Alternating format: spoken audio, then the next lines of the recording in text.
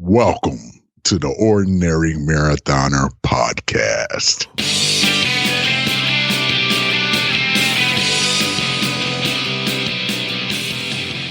Hello and welcome to the Ordinary Marathoner podcast. My name is Coach Scott. I'll be your host today. It is Tuesday, January 14th. That's right. Hey, 2 weeks. It's that 2-week mark is today. I didn't put that in my notes. We talked about this last week. This is the day, guys. This is the day where if you can get through today and tomorrow, right, and keep those good resolutions going forward, you're basically the nightmare situation for all those people, all those gym rats who go, all those resolution people, they come for the first 2 weeks and then they all disappear when their resolutions fail. Don't let that happen. You want to annoy the gym rat guy. You want to annoy the keep it up, guys. If you're starting to form those good habits, keep it up. We are at that point where they're starting, again, I read about it takes 30 days to form a habit, whatever. I think it takes 14 because that's what the gym people say. So if you've done 14 and things are working, I know it's working for me. I've been getting up every single day at 6 a.m. on the bike at 6 a.m. and so far so good, 13 days in a row for me. And I know it's going to be fine going forward. First thing I want to do today is I want to thank our first sponsor of the Ordinary Marathon, the 2020 Ordinary Marathon. We've started recruiting some sponsors, and we've reached out to some of the people who have been with us for the last 2 years. And the first sponsor is no shock, Merry Countryman and Greasy Girl Headbands. You can go to greasygirlheadbands.com, check them out over there. Mary always one of the most generous people we know. She always supports our causes and our projects, and we support her as well. So head on over to greasygirlheadbands.com. Check them out. I usually get something for Sam and for Stephanie, and I wonder if they have baby headbands. I'm gonna have to look into that now for Ellie. Man, that's the problem with having 3 girls. Now I got to buy all these Greasy Girl headbands. Anyway, but I want to thank Mary for being our first sponsor for the Ordinary Marathon. You can go to ordinarymarathon.com for more details about our charity race. It's not until May, but it's nice to get up and running. We usually try to get up and running really early and start bringing those sponsors in. So far, so good. If you haven't registered for the race, get on over there and register for it now. Use the coupon code ORDINARY for $5 off. Yesterday, we released the podcast with Brian Burke, ultramarathoner, author, woodcarver. I'm sorry, I can't say it without the brave voice. I got to use the brave witch. Woodcarver. And Cleveland Browns fan. The Cleveland Browns did hire a coach, and I was shocked. They actually had a worse record than the Jets this year. I think and they beat the Jets. It's crazy. And they got a better draft pick. Whatever. Is what it is. We're going to be doing our Super Bowl box pool, by the way. I'm going to have more details on that later in the week, but you do have to be a member of Team Ordinary to get a box, and we'll talk about it during the week. But if you want to be involved, head on over to teamordinary.com, register for the team, and we look forward to doing our box pool. We'll have more details on that during the week. So I do want to shout out to some of you guys who are out there on Facebook Live. Now, we've been talking about this as one of the podcasts, sort of the podcast resolutions. And Stephanie and I, the last 2 Saturdays, have gone onto our Facebook group, Ordinary Marathoners, the discussion group. It is plural, in case you're looking for it. And we did our little Facebook Live chats, talk about training and how things were going. I got to tell you, it's a little nerve-wracking. Facebook Live is a little nerve-wracking. You think I do this podcast all the time, so I should be comfortable in front of a camera, but it is kind of weird. I don't know. I feel weird, but it's getting out of your comfort zone. And I think, I'll just to highlight some of the people that have done it already. Ben Hinton went out and did one. Gary Talamini did one early in the morning after one of our morning rides, bike rides. Jacob Polson did one a week and a half ago, and Katie Mayo did one today. And I know sometimes it's awkward. It makes you feel like, it's definitely, you're out of your comfort zone. It's like, hey, people are looking at me. People are hearing what I say. They're hearing my voice. But it's so nice. I got to tell you, I think it's so nice to hear people that you only see, right? You kind of like hiding behind the keyboard most of the time. and now to actually see them interacting, even if it's just interacting with the camera and telling us their stories, I love to see it, and I'd love to see more of you guys doing it. So listen, I put the invite out. Go on to the discussion group, Ordinary Marathoners. Get out of your comfort zone, hit that record button, and just go with it, man. Just go with it. Join the group, man. No one's comfortable doing that stuff. You think I'm comfortable doing that stuff. But it's like, it feels good. It's like getting the group together. I like it. You don't have to do it, but come on, it's fun. Everyone's doing it. Everybody's doing it. Why aren't you doing it? I got to thank Jacob Polson and Matt Shore. So probably about a week ago, Jacob asked me, hey, can you give me your address? I'm going to send you a late Christmas card. And I don't know why. It's like certain friends, like, you're just like, sure. Just don't do me a favor. Don't show up at my house unannounced. Like, we'd have to clean or something. Stephanie would go nuts if it was dirty. I mean, it's a funny joke if you show up at the house, but it's not, because you're going to give me it's going to be a headache. So I'm thinking, all right, you're just going to send me a card, whatever. I just send him my address, and I kind of just forgot about it. So yesterday I come home from dropping Sam off at school, and there's a box at my front door. And my first thought is like Christmas is over. Like, what did Stephanie buy now? Because she buys everything online. What did Stephanie buy now? So I park the car, I go and grab the box, and the box has my name on it.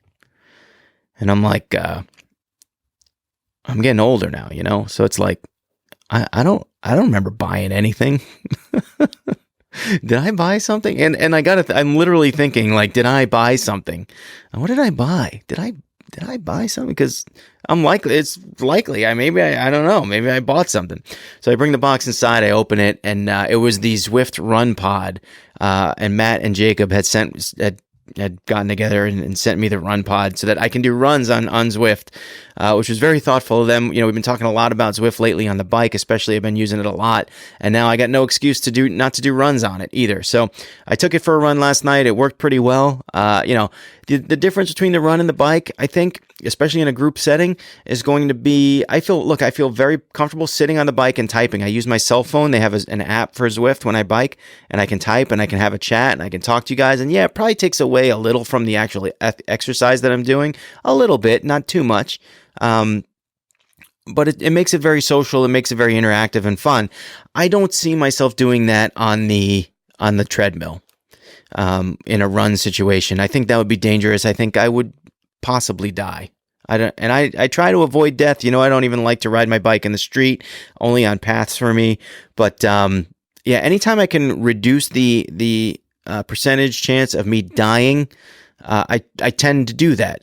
So I don't see me doing a lot of chats on the run. But the good news is, it does offer a path for a place that we can kind of get together if we want to have a sort of a scheduled run a couple times a week or something like that. And we can all get together, and pace be damned. You go fast, you go slow, whatever you want to do, whatever kind of workout you want to do, you can go do it. But it kind of holds us all accountable to one another. And I do like that idea. And I think it's something that we can explore going forward. I had fun on my run last night, my first sort of introductory run. It was 2 miles, felt good, and all that good stuff. But after I do want to talk a little bit about getting up in the morning, and I know we've been talking about this a lot lately. Getting up in the morning. I actually watched. Stephanie and I watched all these videos from The Rock, the motivational videos he's got out there about getting up early in the morning, working out when no one else is in the gym, and I got to tell you, like, that kind of stuff really, it motivates me, man. To be up working when a lot of people are sleeping, it's that kind of thought always kind of resonated with me for whatever reason. And I feel it's like super strength. It gives you like super strength when you can actually be working out when other people are sleeping. So I kind of really like waking up in the morning. And what I've kind of noticed is one of the keys to waking up in the morning early is you have to, and especially if you struggle with it, is you got to set yourself up for success. And it starts the night before. And I was tested probably twice this past week, in the last probably 3 or 4 days. One of the things that I really enjoy is football. I like college football. I like pro football. You guys know that's about me if you hear the podcast. Now, the Ravens and the Titans were beating the Ravens, and the Titans were underdogs heading into the half. It's about 9:30 here at the house. And I'm thinking to myself, I really want to watch this game. I want to see. Is he going to come back? And they going to, what's going on? I was really into it. But I had to ask myself, what is more important to you? What is it going to benefit you? Meaning me. How is it going to benefit me to stay up an extra 2 hours to learn, to watch the game? And yeah, I might enjoy it. I might get some personal pleasure from, watching it. I don't know. I enjoy watching football. It's a good show for me. I've played it when I was younger. I'm a big fan. Especially when it comes playoff times. Playoff time, I love watching football. But I'm thinking, how is this going to help me? It's going to make me tired in the morning. The only benefit that I'm going to get is that at midnight or whenever the game is over, I'll know who won. In the morning when I wake up, I'll know who won. And I won't have to go roll over and look at my phone to see who won. That takes 2 seconds now these days. So what was more important to me? And I got to tell you, it made it an easy decision. I didn't watch a minute of the second half. I went right to bed. I went to sleep, set the alarm for 5:30, 5:21 and 5:30. 9-minute snooze. And I woke up fine and I was good to go, and I didn't regret it one moment that I didn't watch that second half of the game. Now, last night was a little bit different. Last night was the college championship, LSU and Clemson. And I got to tell you, I went to bed. Clemson was winning 17-10, 17-7. I think 17-7 they were winning, something like that. And I'm thinking, I'm probably going to miss a close game, or Clemson, maybe they'll run away with it. I don't know, but I don't care. I care more about getting up and doing my routine. Today's a little bit different because on Tuesdays, Stephanie sometimes goes to New York, so I got to get up at 4:30, make her a little breakfast. It's good husbandry right there. Make her a little breakfast, send her off on the day, and then I did try to take a little nap before getting up for 6 o'clock for the ride. Now, I go through this sort of, when the alarm rings, there are a number of questions I start asking myself. I think the first every day is, do I want to do this? Do I really want to get up? Do I really want? And I got to tell you, as it's been going on, more often than not, I just say, yeah, I want to get up. This is what I do now. And I get up and I do it. But in the beginning, a lot of times, and even I think today actually was one of these days, I wasn't feeling so hot. Imagine how I would have felt if I watched the game. I would have been even worse. And do you really want to do this? And I'm thinking to myself, I don't know. Maybe not. I feel tired. I don't know. And it goes to the next question. Well, you may not want to do this, but do you have to do this? And for me, that question is a little bit more in depth. It's like, I kind of, even if it's not for me, I have people waiting for me for our group meetup ride. And I never know how many people are going to show up. It could be 1, it could be none, it could be 3. I don't know, but I'm kind of beholden. And I have people that are watching too, that are saying, hey, I want to see, this guy's getting up every single day. He's setting the example. I'm a coach. I got to set the example, right? And immediately that kind of flips me into, I have to do it mode. And 90% of the time now I'm out of bed. If it's not, do I really want to do this? The answer is yes, get out of bed. It's, do I really need to do this? The answer is yes, get out of bed. But every so often I say no to that question, which leads to the third question, which is, all right, if I don't get up today and face the people who are waiting for me, if I just don't show, what will be my excuse not to go? What will I tell them? I'm just going to say, I didn't wake up to, no, and I start thinking of things like, just tell them the baby woke up and I had to take care of the baby. Just tell them, I don't know, just come up with something. Your alarm clock didn't go off. Think about making, what kind of, your phone battery died and your alarm clock didn't go. Oh yeah, that's a good one. And then as I'm thinking of those things, something just snaps that usually just says, what are you doing? What are you doing? You can't lie to these people. A, they see right through it. And B, you're trying to base, these little white lies that you sometimes tell. It's not productive. I don't feel like it's productive for my psyche to do that. And at that point, I'm up. At that point, I am up, and I'm, I do some other things to help me. The night before, I'll take my bike shorts and a pair of socks and I'll put them out so I know I have it. So it's just one less thing that I need to think of.